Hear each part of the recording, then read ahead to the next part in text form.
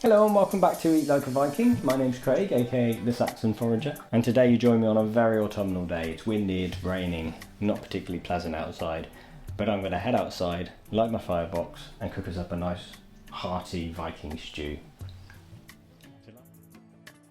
So last weekend I was running a butchery and cooking course in the Brecon Beacons in Wales. I brought some venison home with me, so what I'm going to do is cook up a recipe from my first book, which is Eat Like a Viking Volume 1. If you don't have any venison, you can swap it for beef or lamb, or any meat of your choosing really, but ideally if you can get hold of it, then venison is the way to go. It's a really tasty meat, and it's a nice ethical choice. So join me outside and we'll get cooking.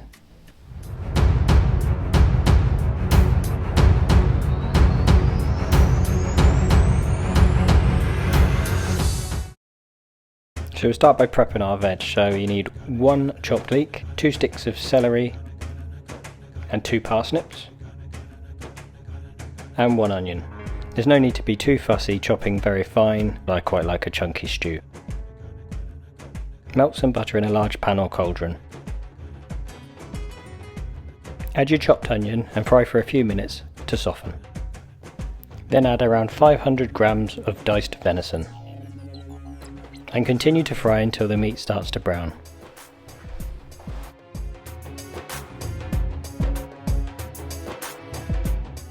Add to this your chopped leek, parsnips and celery, along with a handful of roughly chopped kale, 2 bay leaves, a small amount of chopped fresh thyme and a sprig of rosemary. Finally top the pot up with half a litre of beef or venison stock and a good glug of elderberry or red wine. This then needs to simmer for about 2 hours. So we're about halfway through cooking.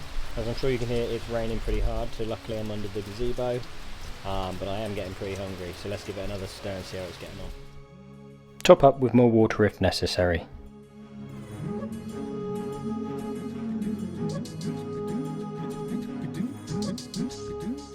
Remove the rosemary and bay before serving.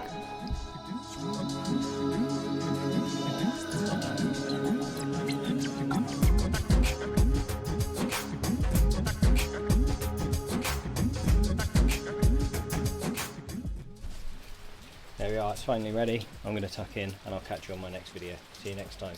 Bye bye.